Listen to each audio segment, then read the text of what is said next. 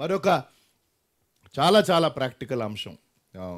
నా సాయశక్తుల ప్రతి వర్తమానంలో కొంతైనా మన అనుదిన జీవితంలో వర్తించడానికి దేవా మాకు సహాయం చేయన్న ప్రార్థనతో నేను సిద్ధపడతాను. దేవుడు ఆ రీతిగా నడిపిస్తున్నందుకు వందనాలు. ఇది ఉన్న అంశాల్లో కీలకమైనది. పలుసార్లు ఈ అంశమును వివిధ రీతిలుగా ధ్యానం చేసాం.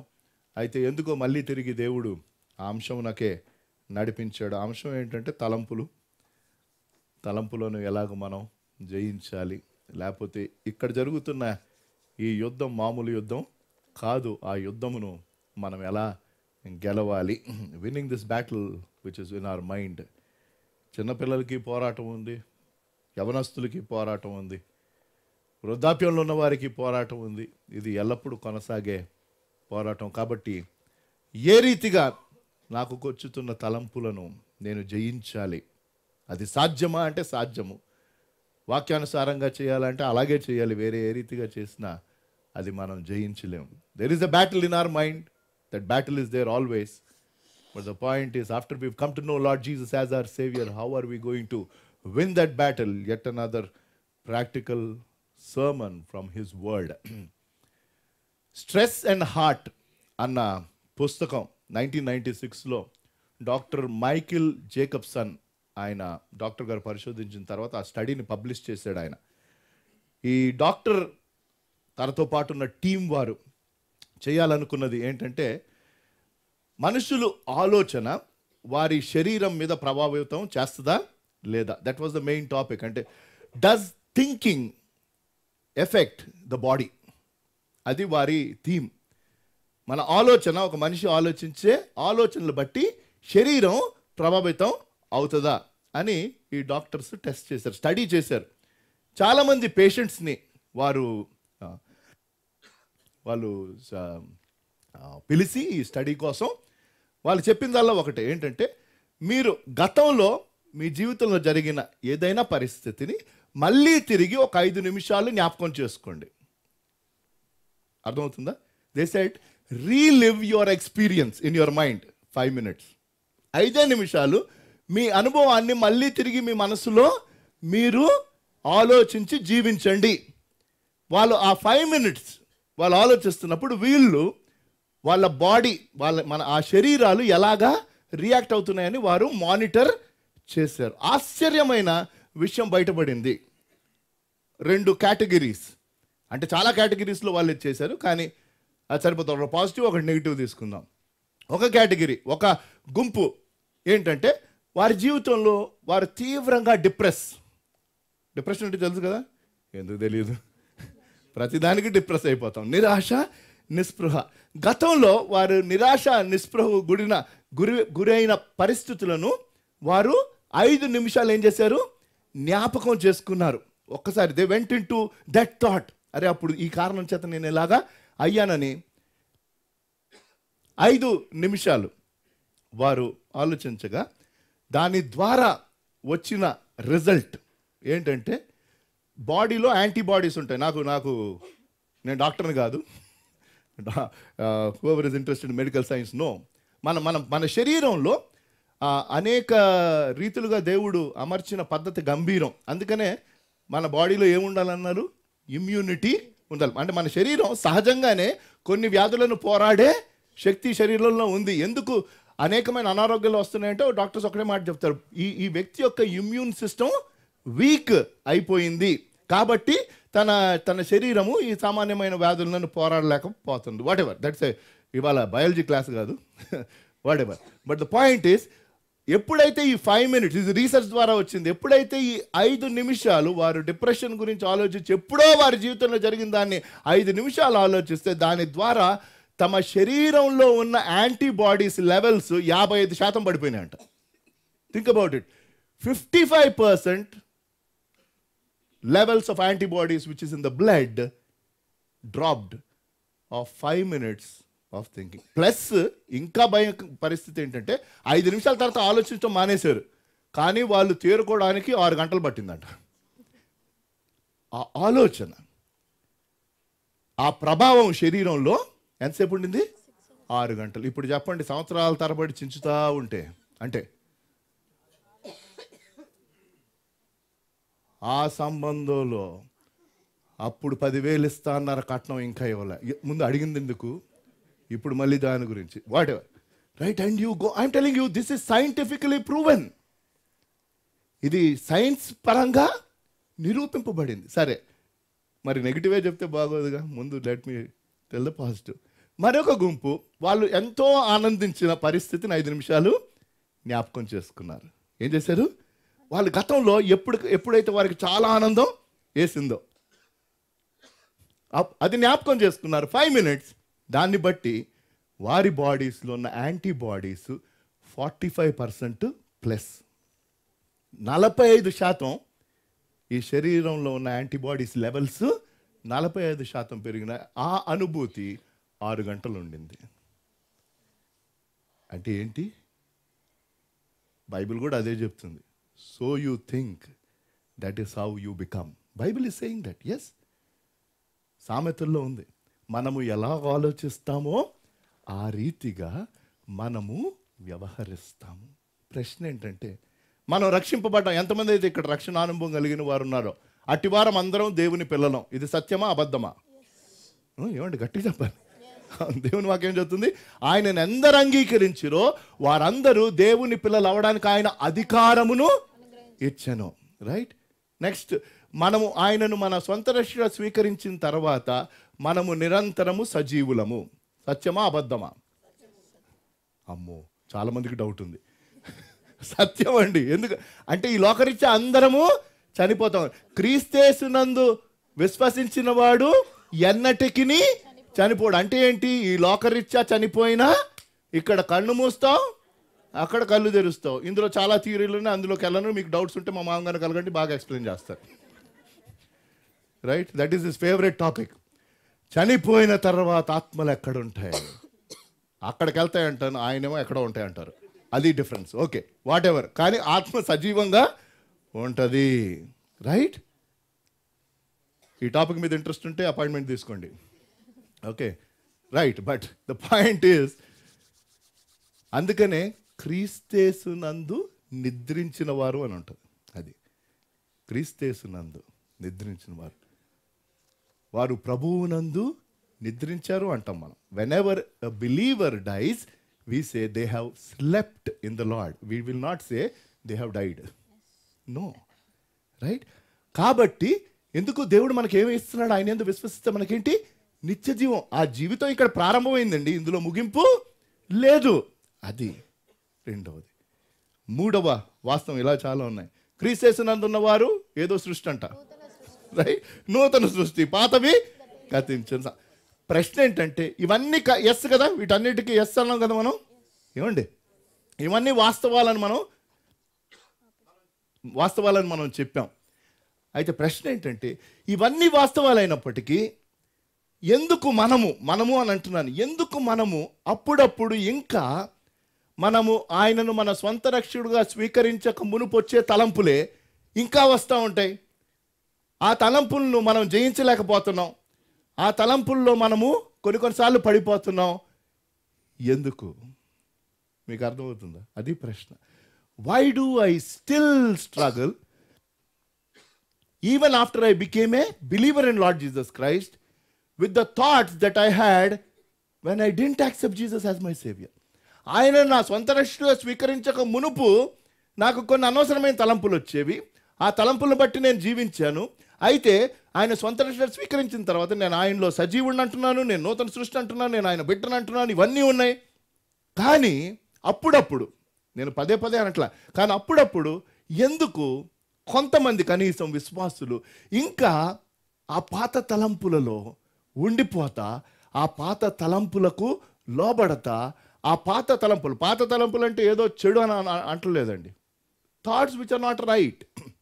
అలాంటి ఆ తలంపుల్లో మనం ఎందుకు అపజయాన్ని చూస్తున్నాం? ప్రశ్న ఏంటంటే, దానికి కారణం ఏంటి అంటే, కొరింథీయులకు రాసిన 2వ పత్రిక 10వ అధ్యాయము 3వ వచనం నుంచి చదవండి. 3, 4, 5.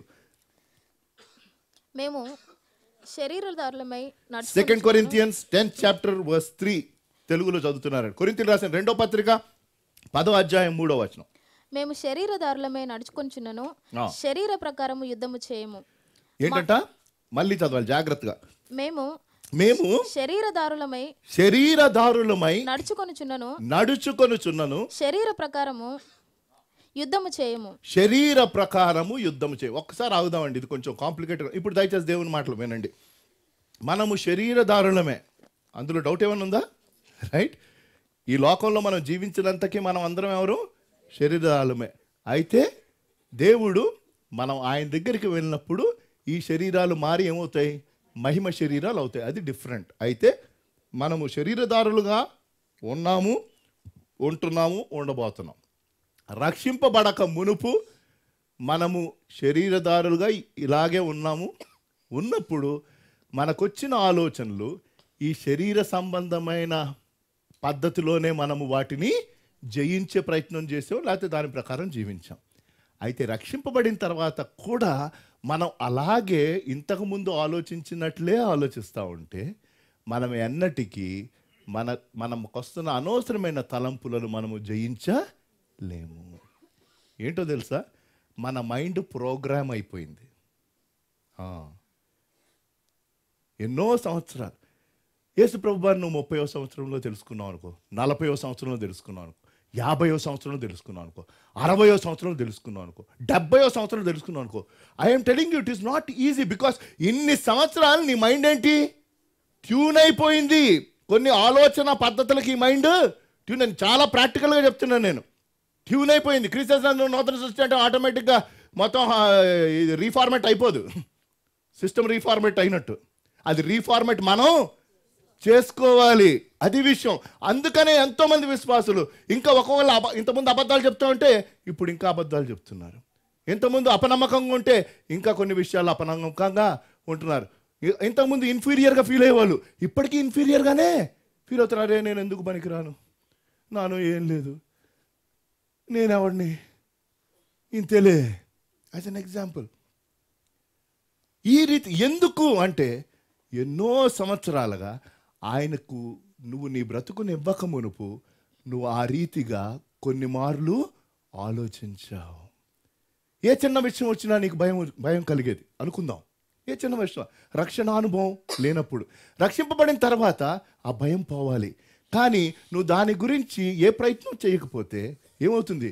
20 సంవత్సరాలైన విశ్వాసమైనా ఇప్పటికీ ఇంకా ఏ చిన్నదైనా నీకు భయం. దానికి ఏం చెప్తా ఉండ? వాళ్ళ మనస్తత్వం అండి.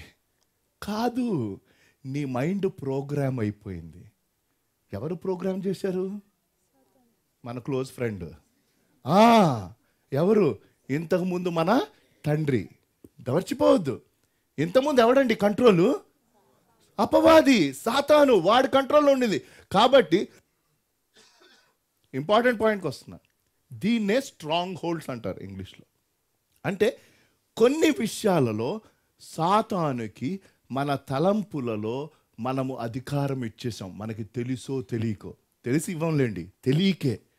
అంటే ఎప్పుడైతే మనం కొన్ని నెగిటివ్ థాట్స్ని మనం అంటే రక్షింపబడకముందు నేను చెప్తున్నాను, ఏ భేదము లేదు, అందరూ పాపము చేసి దేవుడు అనుగ్రహించి మహిమను కోల్పోతున్నారు. ఏ భేదం లేదు, అందరూ గొర్రెల వలె తోవ త్రప్పి ఎవరికి నచ్చినాడు. అందరం ఆ కేటగిరీలో ఉండేవాళ్ళం. దాని తర్వాత చాలామంది ఇక్కడ ఆ కేటగిరీ నుంచి ఇప్పుడు ఏమైపోయాం? దేవుని పిల్లలు అయ్యాం. దీని తర్వాత ఎన్నో సంవత్సరాలు మనం ప్రయాణం చేస్తూ ఉన్నాం. అయితే ప్రాబ్లం ఏంటంటే మనం రక్షింపబడక మునుపు ఒకవేళ కొన్ని విషయాలలో మనం పదే పదే పడిపోతూ ఉంటే సాతానుగాడు ఏం చేశాడో తెలుసా? మన మైండ్ని ఆ భాగంలో తన ఆధీనంలో పెట్టేసుకున్నాడు.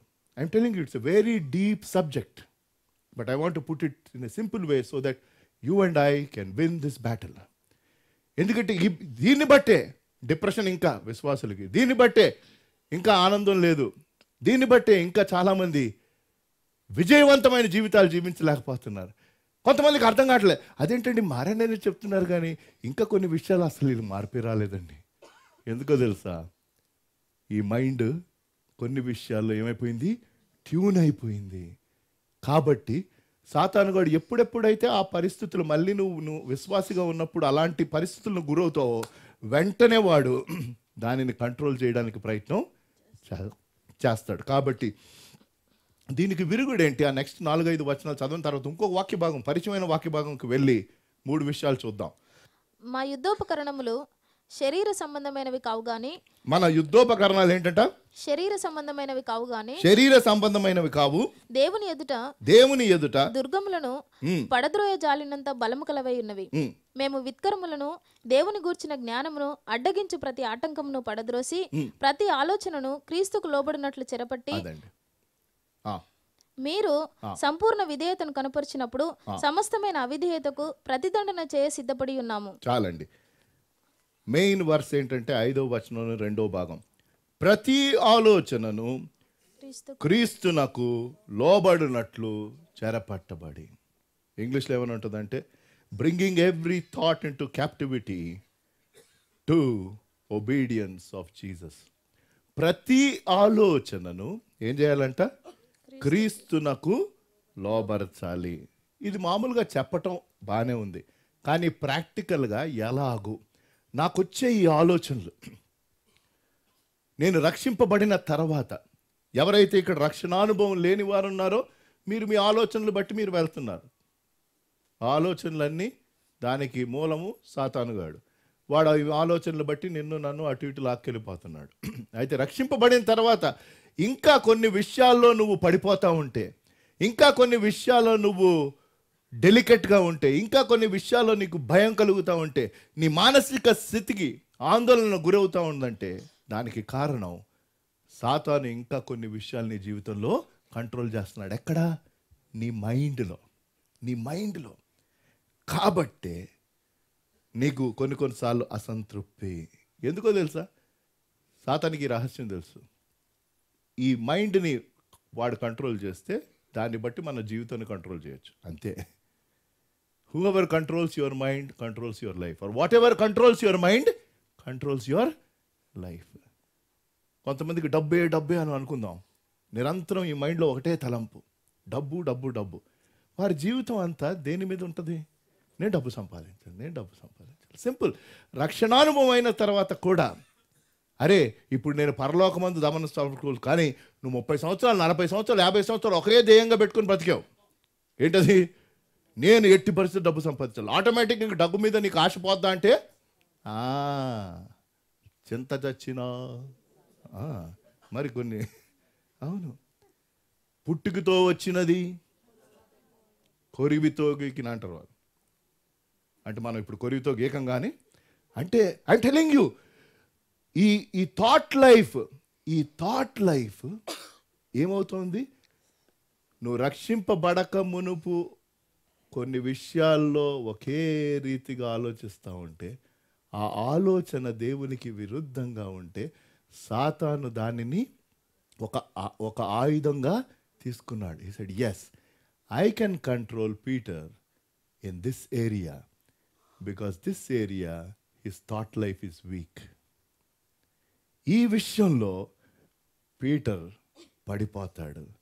కాబట్టి పాత జీవితంలో, అంటే రక్షణానుభవం లేనప్పుడు, వేటి విషయంలో అయితే నేను బలహీనంగా ఉండి భయపడి, లేకపోతే కొన్ని పాపములకు నేను అవునని అన్నాను, ఆ ఆలోచనలు నేను ఇప్పుడు రక్షింపబడిన తర్వాత దేవునికి సమర్పించకపోతే, ఆయనకి పూర్తిగా అప్పగించకపోతే, అలాంటి పరిస్థితి మళ్ళీ వచ్చినప్పుడు సాతానుగాడు వాడి స్ట్రాంగ్ హోల్డ్ని పట్టుకుంటాడు. అది జరుగుతుంది.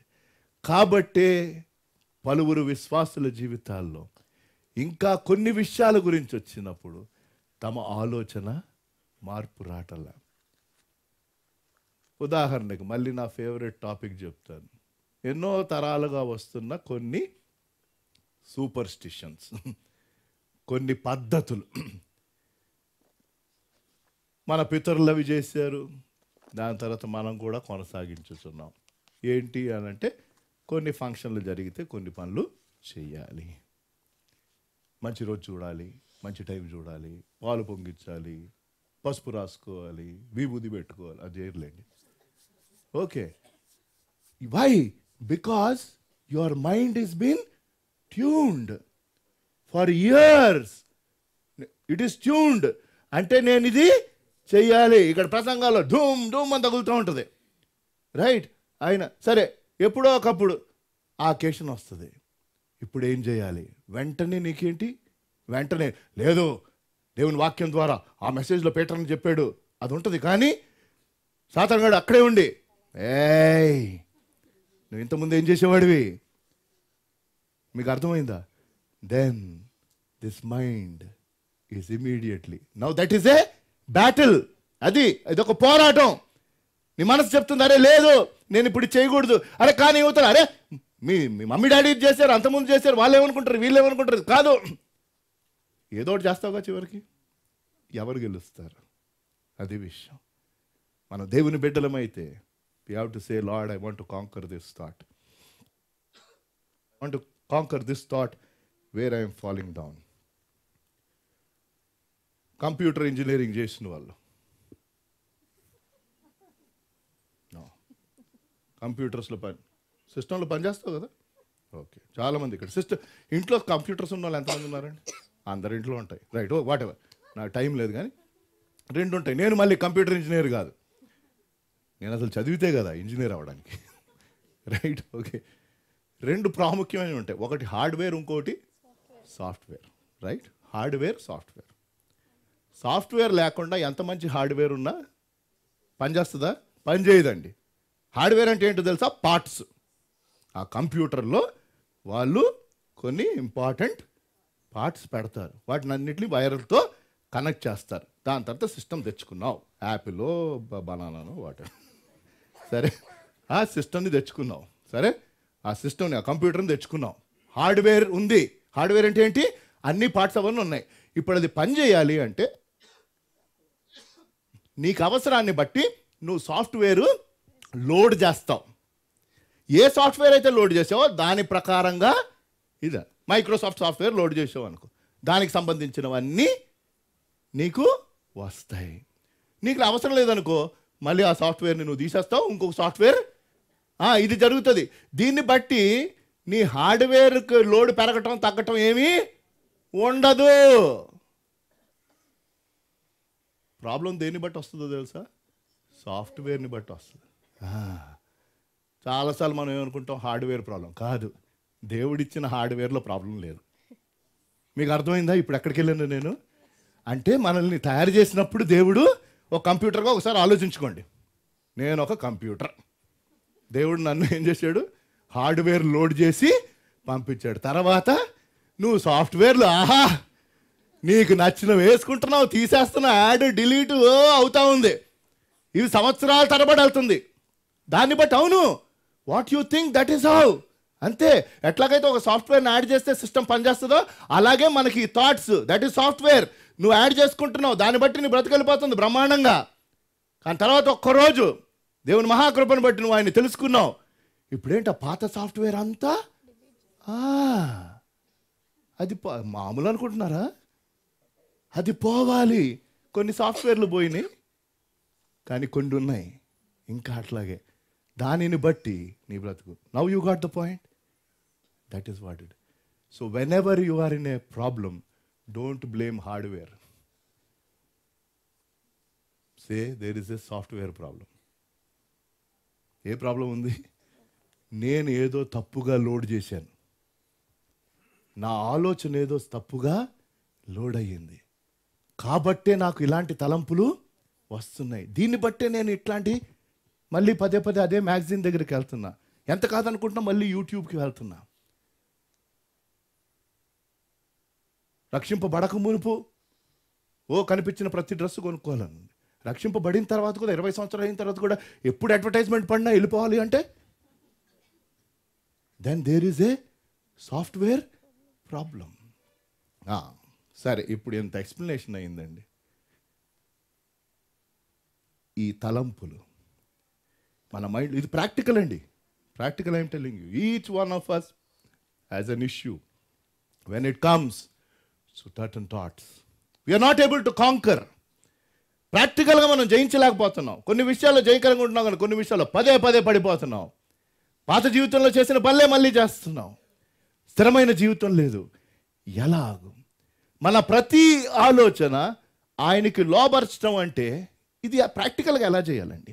ప్రాక్టికల్గా ఎలా చేయాలి? How do I bring every thought of mind in to captivity to the obedience of lord Jesus Christ. ప్రభువైన యేసుక్రీస్తు వారికి విధేయత. నా ప్రతి ఆలోచన, ఎందుకంటే మైండ్లో ఏంటంటే కొన్ని వేల ఆలోచనలు వస్తూ ఉంటాయి ఒక్క రోజులో. కానీ బ్యూటీ ఏంటంటే దేవుడు ఈ మైండ్కి ఇచ్చింది ఒక టైంలో ఒక ఆలోచనకే ఛాన్స్ ఉంది. అది బెస్ట్ పార్ట్.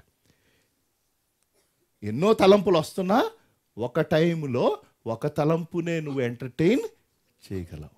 అది విశేషం, అది హార్డ్వేర్. ఆయన హార్డ్వేర్ అట్లాంటిది. 100 థాట్లు వచ్చినా 20-30 తలంపులు వస్తున్నా ఒక సమయంలో ఒక తలంపునే గురించే నువ్వు ఆలోచించగలవు. ప్రశ్న ఏంటంటే ఏ సాఫ్ట్వేర్తో నువ్వు ఈ హార్డ్వేర్ని లోడ్ చేస్తున్నావు? నీ గత జీవితంలో సాతాను కొన్ని విషయాలు పట్టుకున్నాడు. అది వాడికి ఏమైపోయింది? Strong hold. స్ట్రాంగ్ హోల్డ్ అంటే ఏంటో తెలుసా? నువ్వు ఏ విషయంలో దొరకపోయినా ఈ విషయంలో దొరుకుతావు, ఈ విషయంలో దొరుకుతావు.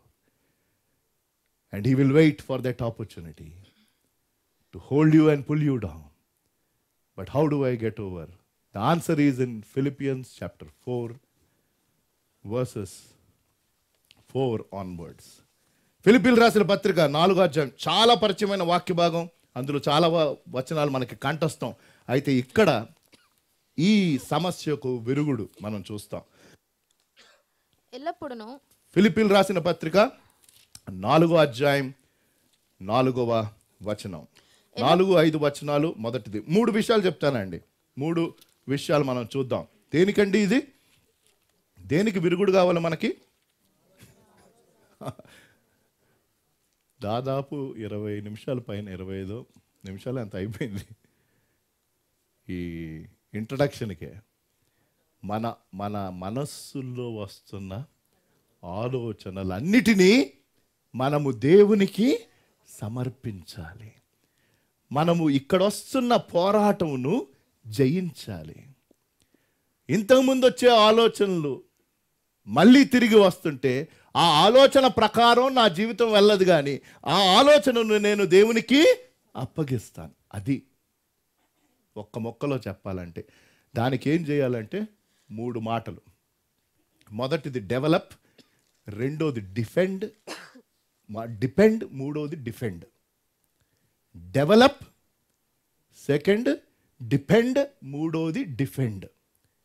పెంచుకో, రెండవది ఆధారపడు, మూడవది నిన్ను నీవు సంరక్షించుకో.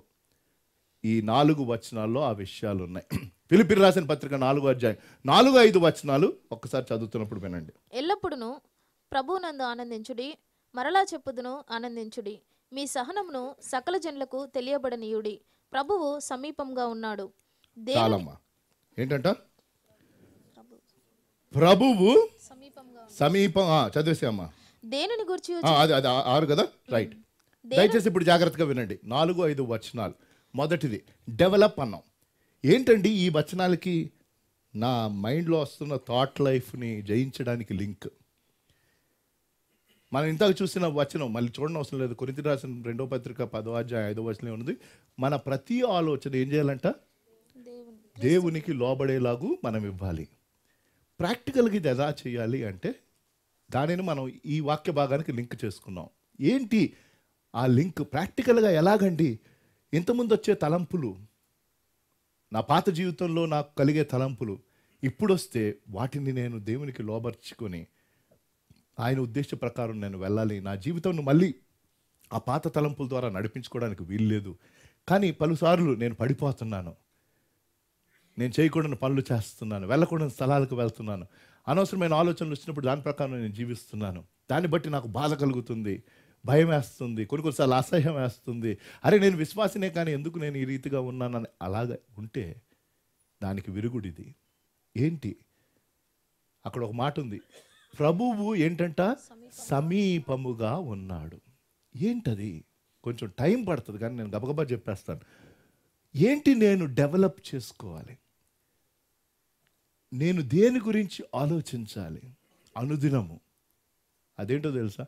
ఆయన సింపుల్గా ప్రాక్టికల్గా చెప్తున్నా, ఆయన నిత్యము నాతో పాటు ఉన్నాడు అన్న అవగాహన మన జీవితంలో అనుదినం పెరుగుతూ ఉండాలి. ఇది first. We should develop what? An awareness that God is with me. Only then you will be able to fight this battle here. ప్రాక్టికల్గా మన మనసులో వచ్చే ఈ తలంపులను మనం సమస్తమును ఆయనకి లోపరచాలి అంటే, దేవుడు నాతో పాటు, ఇదిగో బూదిగంతల వరకు సదాకాలం నీతో పాటు ఉన్నాను అని చెప్పాడు కాబట్టి అప్పుడప్పుడు ఆ వచనాన్ని జ్ఞాపకం చేసుకుంటూ కాదు, ప్రాక్టికల్గా అరే నా దేవుడు నాతో పాటు ఉన్నాడు అని ఆ గ్రాహ్యము, నేను ప్రభువు సమీపముగా ఉన్నాడు. ఎందరైతే ఈ గ్రాహ్యంతో జీవిస్తూ ఈ గ్రాహ్యాన్ని పెంచుకుంటూ ఉంటారో, ఏంటది? My God is with me, my God is with me, ఆయన నాతో పాటు ఉన్నాడు, నాతో పాటు ఉన్నాడు అని నువ్వు పదే పదే చెప్తా ఉంటే ఏమవుతుందో తెలుసా? ఆయన మనతో పాటు ఉన్నాడు అంటే దానిని బట్టి సహజంగా మనకు వచ్చే అనుభవం ఏంటో తెలుసా? ఆయనను స్తుతించి కొనియాడటం. అందుకనే ఆ వచనంలో ప్రారంభంలో ఏముంది? ఆనందించుడి. మరలా చెప్తున్నాను, ఆనందించండి. ఎవరండి యథార్థంగా ఆనందించగలరో తెలుసా?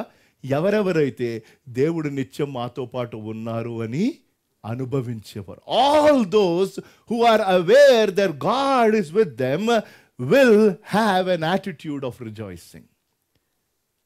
వారికి కలిగే అనుభూతి. ఒకవేళ నువ్వు నిజంగా దేవుని యందు ఆనందించలేకపోతున్నావు, నీకు అనవసరమైన వాటి గురించి నీకు భయం కలుగుతూ ఉంది అంటే దానికి కారణం ఏంటో తెలుసా? దేవుడు నీతో పాటు ఉన్నాడన్న గ్రాహ్యం నీకు లేదు. పలువురు విశ్వాసులు అసలు దేవుడు లేనట్టుగానే బతుకుతున్నారు. నేను బాధతో చెప్తున్నా. లేకపోతే ఉన్నా ఎక్కడో ఉన్నాడు అనుకుని బతుకుతున్నారు.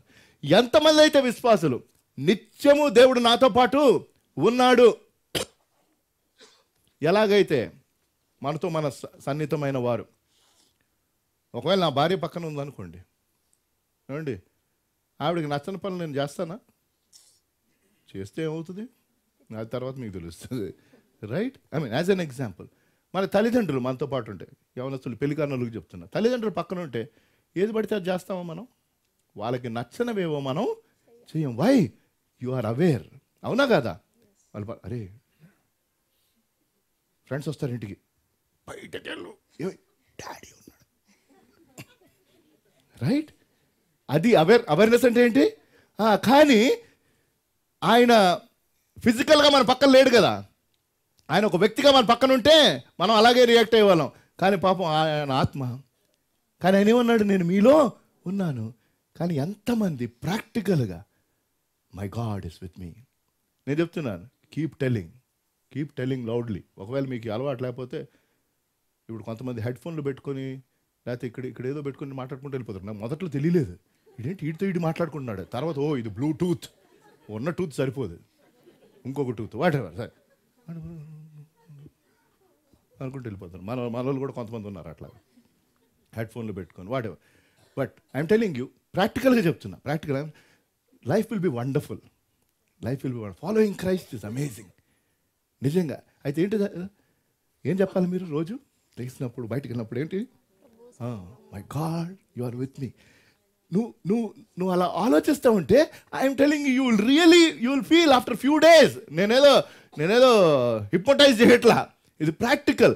మన మనసు, that is what is developing. దేవా నువ్వు ఉన్నావు అని చెప్పావు, నాకు తెలుసయ్యా నువ్వు ఉన్నావు అని అంటే నీకు ఒక ధైర్యం, ఒక ఆనందం, కొన్ని ఇబ్బందులు. కానీ ప్రభు నువ్వు ఉన్నావయ్యా, నాకు తెలుసు, you are there, let me talk to you, నాకు సలహా ఇవ్వు, నాకు సహాయం చేయి, నాకు ధైర్యాన్ని ఇవ్వు.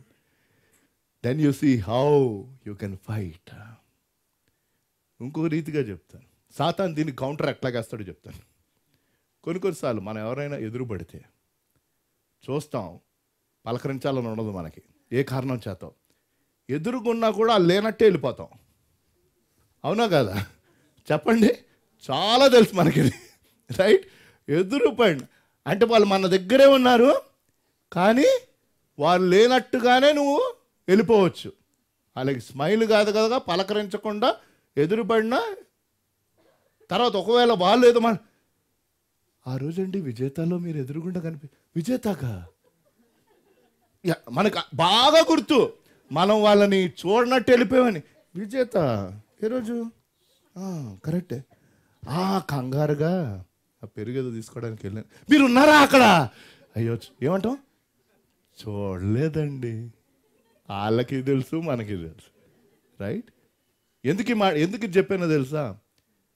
వెన్ యు ఆర్ టెలింగ్ దేవా నువ్వు నా దగ్గర ఉన్నావు అంటే సాతాను గడు ఏమంటాడు తెలుసా? అక్కడ ఉన్నాడు. Satan wants please let me tell, అంటే మనం వాళ్ళు ఉన్నా కూడా మనం చూడనట్టుకు వెళ్ళేమంటే దాన్ని ఇంగ్లీష్లో ఏమంటారు తెలుసా? ఇగ్నోరింగ్ అంటారు.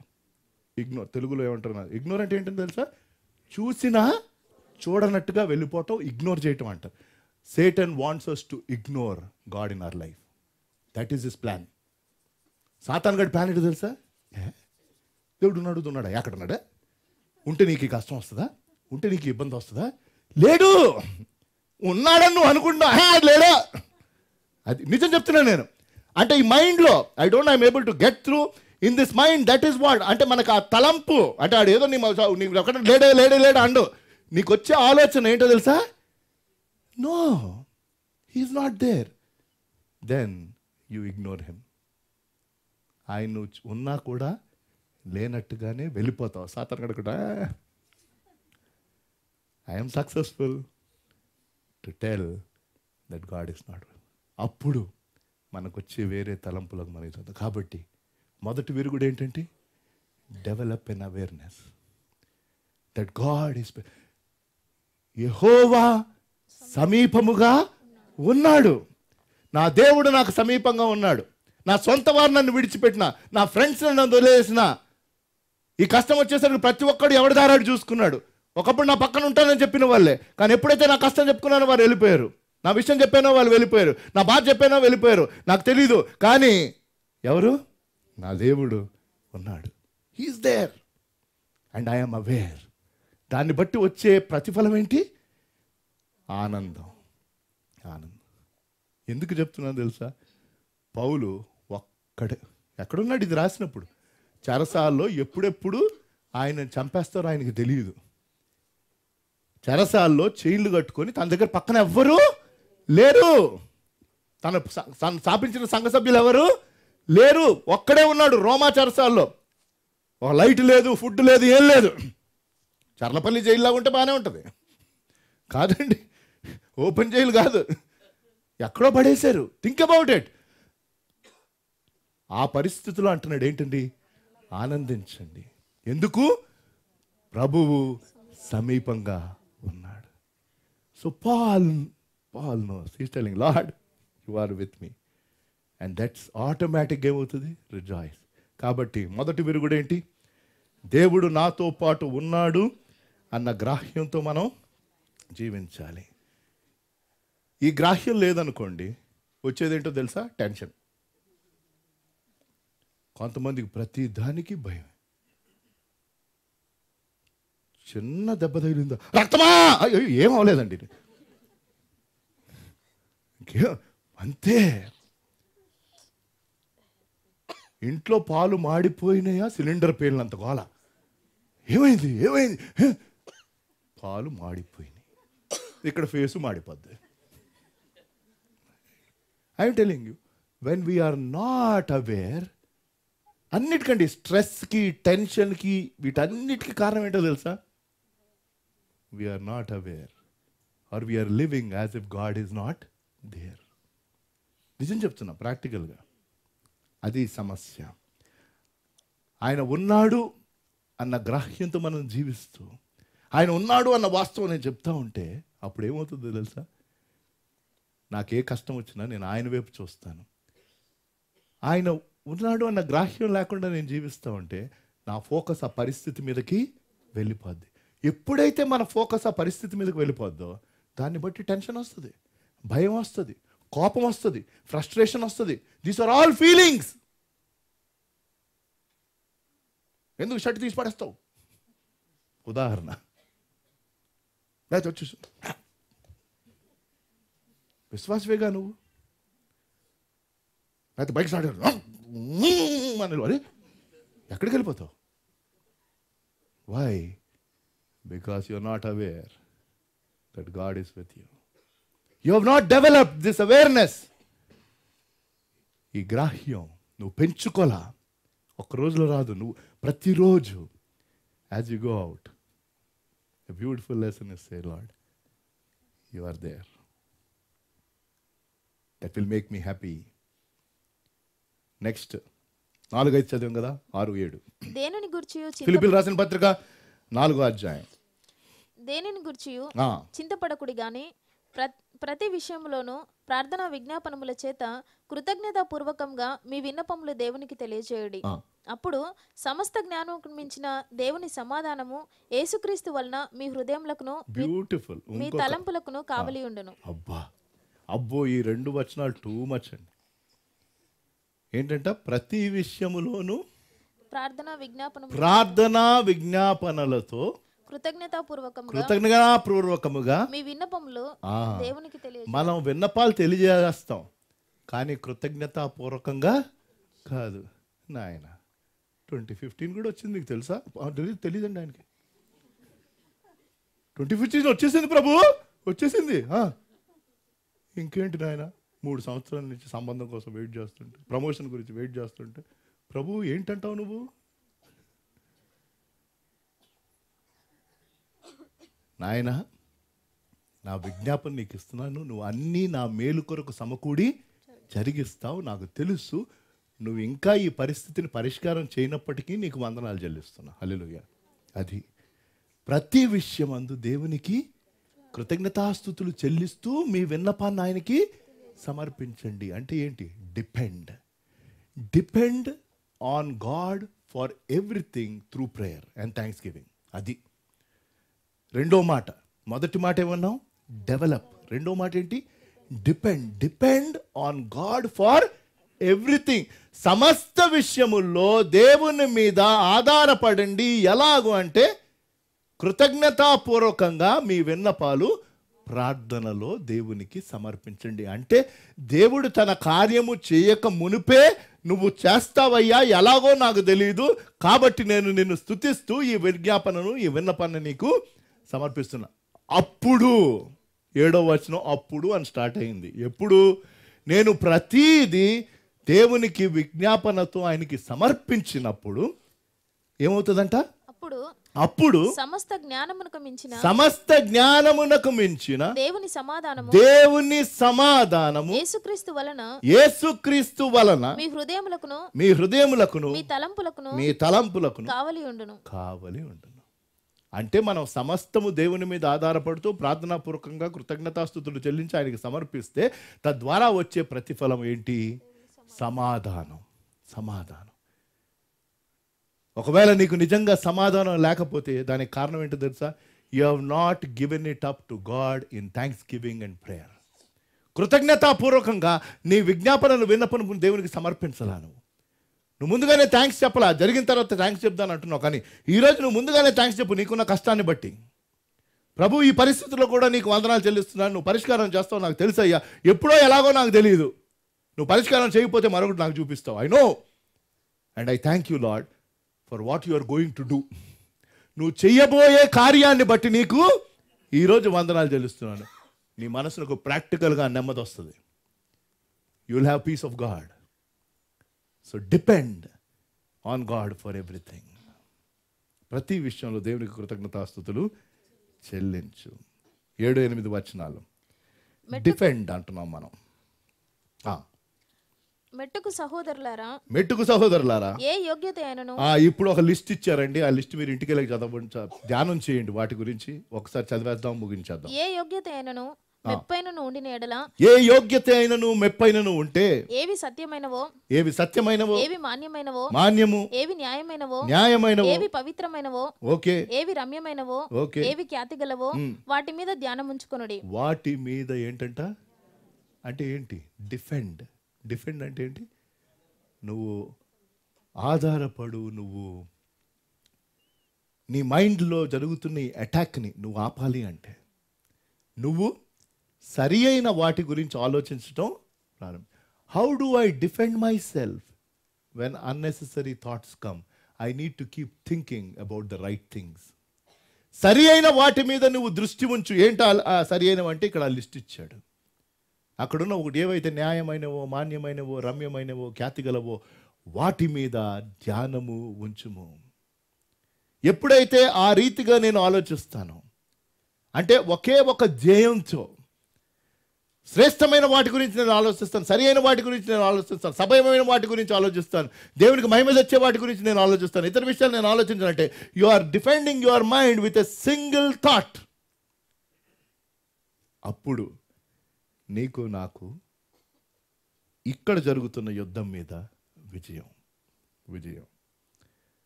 అంటే ఈ 4 వచనాలనే 4 గోడలుగా చెప్తాను. పోనీ అట్లాగైనా అర్థమవుతుంది, దాంతో ముగించేస్తాను. మనం సురక్షితంగా ఉండాలంటే మినిమం 4 వాల్స్ ఉండాలి, అవునా? Any construction broadly 4, right?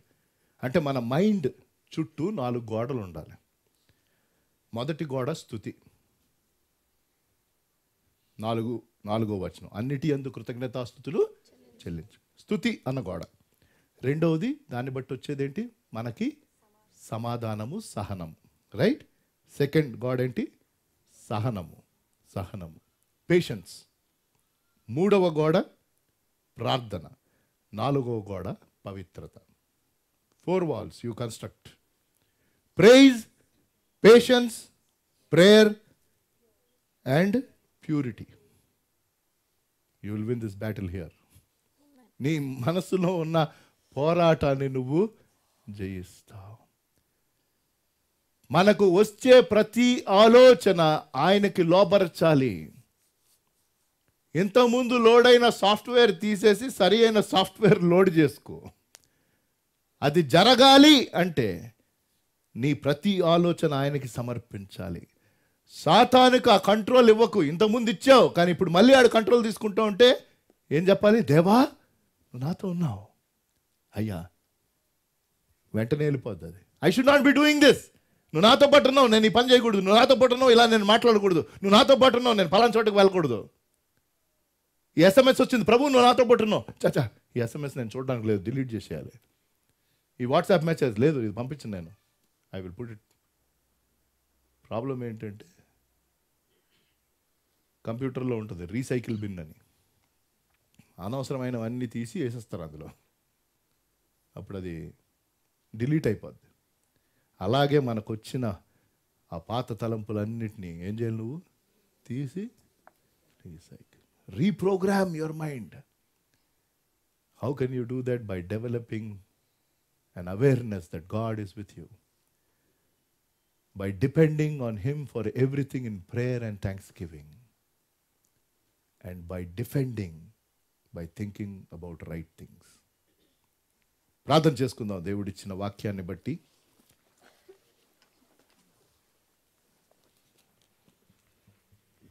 ప్రత్యేకంగా మనకొచ్చుచున్న తలంపులు, ఆ తలంపులను బట్టి నువ్వు అటు ఇటు వెళ్ళిపోతుంటే, అనవసరమైన పనులు చేస్తుంటే, లేకపోతే ఇంకా నీకు ఆందోళన, భయం అవి కలుగుతూ ఉంటే, ఈరోజు దేవుని వాక్యం ద్వారా అట్టి తలంపును ఎలా జయించాలో, ఈ మనసులో ఉన్న పోరాటం ఎలా జయించాలో దేవుడు మనకు నేర్పించాడు. దాన్ని బట్టి ఆయనకు వందనాలు చెల్లిస్తూ, ప్రతి ఆలోచన దేవునికి లోబర్చు. ఎలాగూ ఫిలిప్పీయులకు రాసిన పత్రికలో చూసాం. అయ్యా అనుదినము నీవు నాతో పాటు ఉన్నావన్న గ్రాహ్యంతో జీవిస్తానయ్యా. Most important, the more you develop that God is with you, the more you will defend and depend by the power of God. Then you will have real joy in your life. అప్పుడు నిజమైన ఆనందం. నీకు ఎటువంటి కష్టం ఉన్నా, ఎటువంటి దుఃఖం ఉన్నా, నిజమైన ఆనందం. ఎందుకు? దేవుడు నీతో పాటు ఉన్నాడు, ఆయన గ్రాహ్యం నీకుంది. ఆయన ఏ సమస్యనైనా పరిష్కారం చేస్తాడన్న నమ్మకం నీలో ఉంది. అప్పుడు నెగిటివ్ థాట్స్ రావు. అదేనండి విరుగుడు. సే lord, I want to win this battle each day and break every strong holds that Satan has. సాతాను చెరబెట్టుకున్న కొన్ని ఆలోచనల నుంచి సంపూర్ణమైన విడుదల, అది దేవుడు ఆశిస్తుంది. ఆ రీతిగా సమర్పించుకోండి, దేవుని సహాయాన్ని కోరండి. Live a practical Christian life, a life that is eternal. 2 రకాలుగా జీవించొద్దు. ఒకే ఒక దృక్పథంతో జీవించు. మా దయగల దేవా, పరిశుద్ధుడా, మీరు ఇచ్చిన మాటలను బట్టి వందనాలు. ఎప్పుడు మాట్లాడే దేవుడు మీరయ్యా. అనేక మందికి ఉన్న ఈ స్ట్రగుల్ని ఎలాగా నాయన మరి స్వాధీనపరుచుకోవాలో, మా తలంపులను ఏ రీతిగా మీకు సమర్పించాలో మీరు మాకు నేర్పించినందుకు వందనాలు చెల్లిస్తూ, ప్రతి ఒక్కరిని బలపరిచి స్థిరపరచుమని యేసు నామములో ఈ ప్రార్థన వేడుకుంటున్నాము తండ్రి. ఆమేన్.